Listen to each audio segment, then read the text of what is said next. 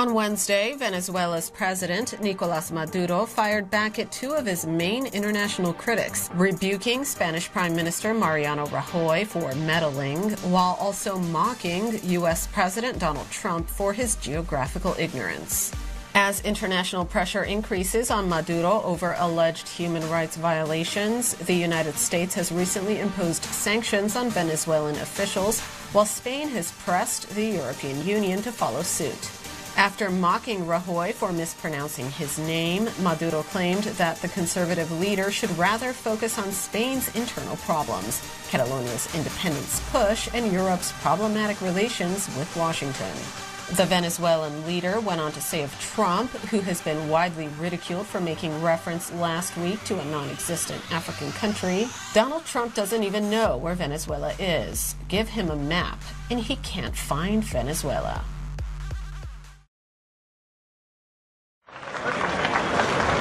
Just over 1 week since central Mexico was rocked by a deadly earthquake, and rescuers have admitted they're unlikely to find any more survivors.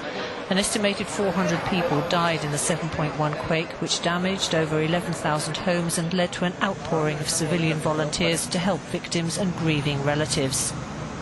President Enrique Peña Nieto has vowed to keep up the search for those still missing. "We will continue with search and rescue operations," he said, "and where possible we will start reconstruction.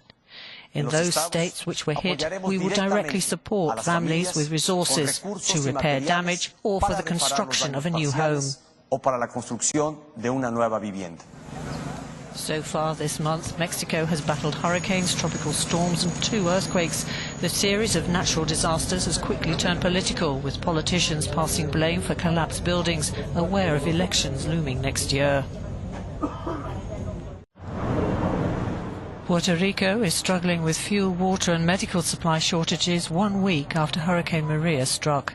The most powerful storm to hit the island in nearly 90 years knocked out the U.S. territory's entire power grid, leaving its 3.4 million residents having to queue for dwindling gasoline and diesel supplies.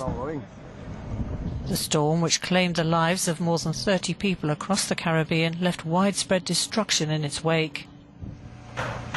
Even as the U.S. military stepped up relief efforts, there's frustration with the Trump administration and its slowness to waiver shipping restrictions to allow in more emergency deliveries. In the meantime, desperate residents have to wait hours for fresh water supplies from lorries which have often been mobbed. There are claims of Franco-era repression after the Spanish government stationed police at voting booths here in Catalonia to help thwart the region's planned independence referendum this weekend. The Catalan regional government, which plans to declare independence within 48 hours of a yes victory, maintains the vote will go ahead. The president of this school says all school directors have been warned about the charges they face if they facilitate or take part in the vote. Los delitos en los que pueden recaer si facilitan, fomentan o colaboran en un acto tan delictivo como votar, ¿no?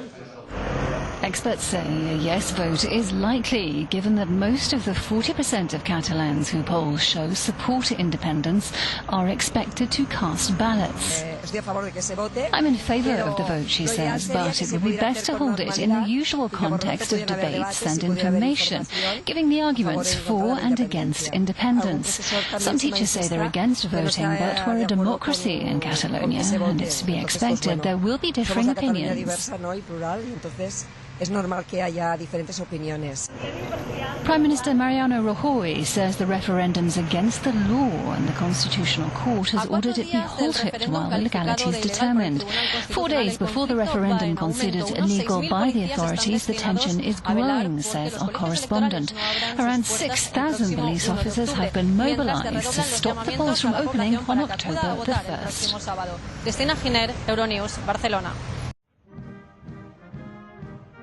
French President Emmanuel Macron and Italian Premier Paolo Gentiloni have pulled off a diplomatic coup at their one-day summit in Lyon. They ended a damaging dispute over a naval shipyard in the west of France that had been souring bilateral ties. On the back of it, a study group has been set up to look into the creation of a so-called joint European champion in military shipbuilding. Our reporter in Lyon said trade talks appear to have sparked discussions over the future of the European Union. Indeed, it was clear at their joint press conference. Putting trade deals aside, Prime Minister Gentiloni made reference to the growing calls for modernising the EU, with the damaging impact of an international economic crisis waning, with a destructive form of populism being stopped at the ballot box in several countries.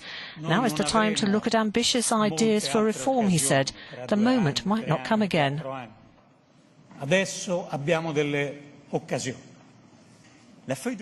For his part, President Macron said the roadmap that this summit has sought to create contains concrete elements of a forward-looking nature to cultivate more cooperation within Europe, which I think is a good method. The Lyon summit comes after Tuesday's keynote speech by President Macron, in which he'd offered a sweeping vision of EU reform.